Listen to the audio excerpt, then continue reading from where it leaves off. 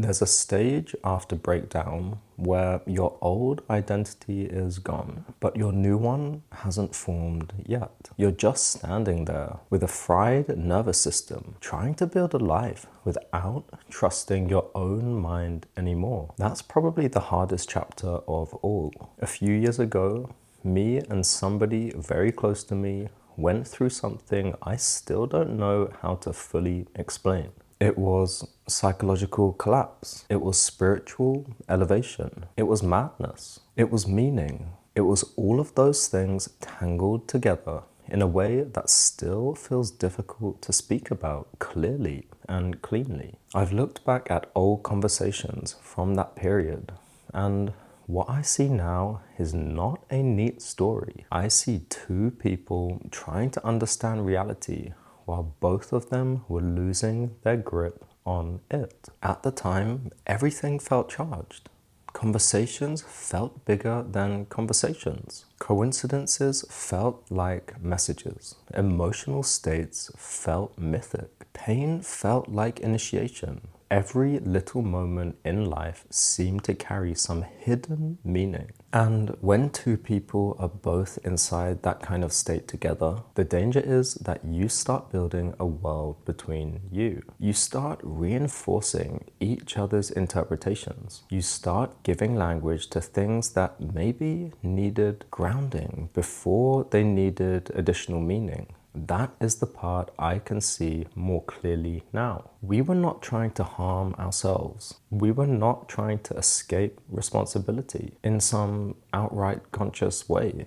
We were trying to understand something enormous, something that had opened up inside of us. But when the psyche is unstable, meaning can become intoxicating. It can carry suffering.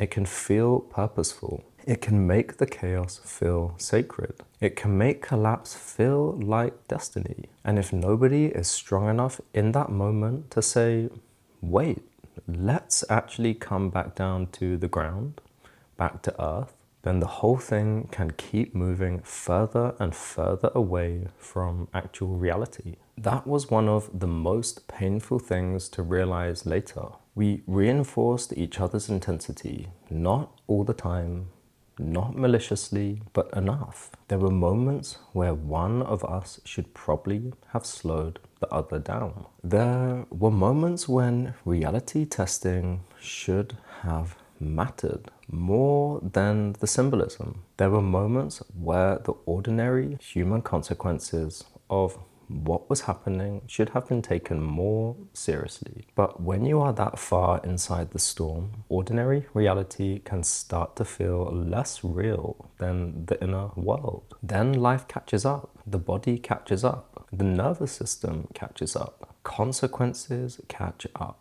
And when that happens, all the spiritual language in the world cannot save you from the fact that you still have to live a human life in reality. You still have to answer messages. You still have to face people. You still have to sleep and eat and work and communicate and repair and apologize and build and deal with the damage left behind. This is where sobriety became brutal for me. Sobriety did not immediately make life beautiful. It made life clearer, and clarity can be devastating when you have spent years inside of intensity. It strips away all the grandiosity. It strips away the feeling that your pain makes you special. It strips away the belief that symbolic meaning exempts you from ordinary consequence. Suddenly, the world becomes very simple again. Your body matters,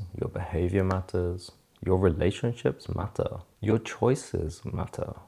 Reality matters. And that is where the shame comes in like a ton of bricks. There are parts of that period I still find hard to look at. Old conversations, old photos, old versions of myself, old memories. I feel my body contract before I even know what thought has appeared. It is not normal embarrassment. It is deeper than that. It is the feeling of seeing yourself in a state where you were convinced. You were overwhelmed. You were sincere, but also unstable and frightened and arrogant and broken and searching and lost all at the same time. That is why identity becomes so difficult afterward, because you do not just lose a few beliefs, you lose the whole structure that used to hold you together. You look back and wonder which parts of you were real, which parts of you were the addiction, which parts of you were the trauma, which parts of you were performance, which parts were insight, which parts were madness, which parts were a genuine attempt to become free. And for a long time, there is no clean answer. There is just this strange empty space where the old self has collapsed and the new one has not yet arrived. That middle chapter is not romantic. It is not cinematic. It does not feel like a rebirth most of the time. It feels like being too raw for the world. Small things can flood your body. A conversation can ruin your whole internal state for days. Conflict can make you sweat. Memories can knock you sideways. You realize your nervous system is not just fried, it is damaged. It has been living in emergency for so long that ordinary life starts feeling dangerous. That is why I had to build a harbor. That is the best way I can describe it. I needed a place, a rhythm, a structure, a life quiet enough to rebuild inside. Not because I wanted to hide from the world forever, but because I had nothing stable. You cannot build a ship in the middle of a storm. You need somewhere protected. You need somewhere boring enough to become human again. You need somewhere your body can stop scanning for danger every second of the day. And even there is a temptation to rush the healing, to rip the bandages off too early, to force the conversations, to force the repairs, and to force the understanding. But some parts of you are still broken. Some parts of you are still in a cast. Some parts of you cannot carry any weight yet. If you expose everything too early, you do not heal faster.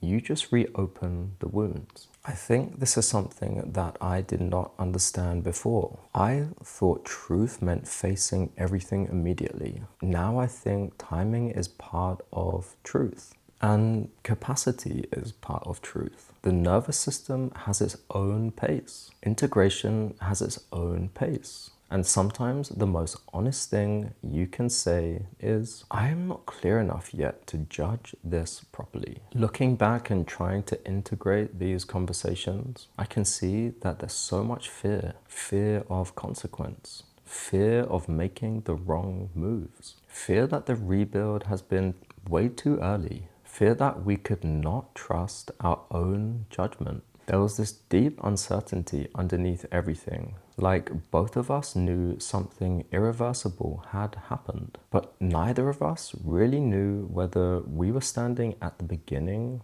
of healing or at the edge of another descent and another cycle. And that is the uncomfortable truth. I still do not fully know what all of it meant. I do not want to flatten it into illness because that feels completely dishonest. Something spiritually significant happened to me and happened to my friend in question. Something opened, something changed.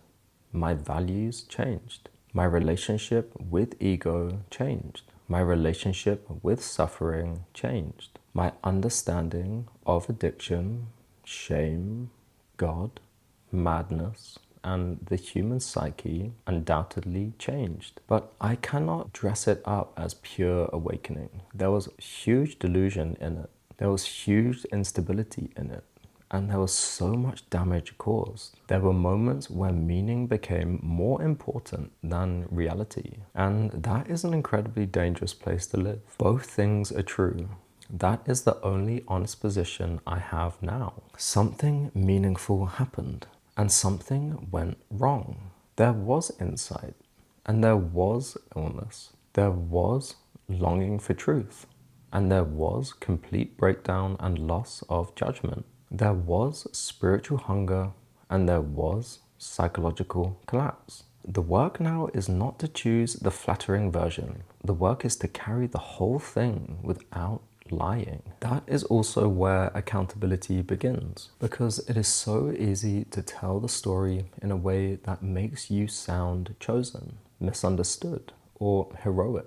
It is much harder to admit that your search for meaning also affected other people. It is harder to admit that being sincere does not mean you were safe. It is harder to admit that two people can love each other, understand each other, even help each other in certain ways, while also pulling each other deeper into the dark and into dissent. I have had to stop trying to balance the accounts perfectly. There is no clean equation that makes everything make sense. You cannot keep reinvesting in the past just because it cost you so much. At some point, the question becomes very simple. What can be built now? What kind of life can come out of this that is more honest than the one before? What kind of work, service, discipline, or contribution can be made from the wreckage without turning the wreckage into an identity? Because that is the real test. Not whether I can explain the collapse, not whether I can prove the meaning, not whether I can make a story sound beautiful and make myself right. The real test is whether I can become someone grounded enough to live differently. Someone who can actually reality test again. Someone who can regulate themselves. Someone who can listen to their body. Someone who can build slowly. Someone who can stop confusing intensity with truth. I think that is where the sacred becomes real again, but in a much quieter way. Not with explosions and spectacles, or getting lost in symbolic storms. Not in the feeling that everything is a message, but in the ordinary discipline of returning to life without betraying what you learned. In building routines, in telling the truth, in staying sober, in making amends where it's possible, in accepting uncertainty, in letting the body heal, in creating something useful instead of endlessly interpreting suffering. That is the middle chapter nobody talks about. The part after the breakdown, after the visions, after the chaos, after the old identity has been stripped away. The part where you were standing there with no clear map, no grand conclusion, no final certainty, just a nervous system trying to feel safe again, and a life asking to be rebuilt. And maybe that is enough for now. Not the final answer, not the complete redemption, just enough to honestly stop worshipping the collapse. Enough humility to stop dismissing it, and enough strength to build something real from what survived.